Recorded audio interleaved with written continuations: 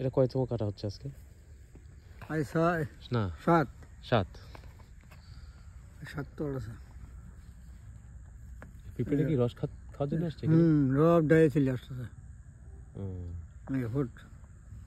আচ্ছা, ওরা খাওয়ার পরে যতটুকু পাই আমরা।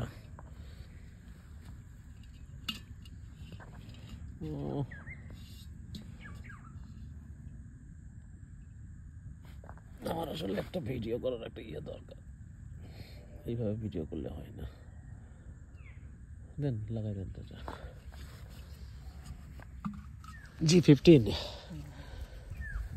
G15 তাহলে বেঁচে আছে, মারা যায়নি এবং রসও দিচ্ছে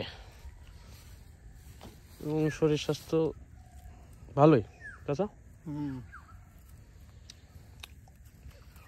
আলহামদুলিল্লাহ সবকিছুই ভালোই আছে এখনো। গাছটার কাঠও ভালো।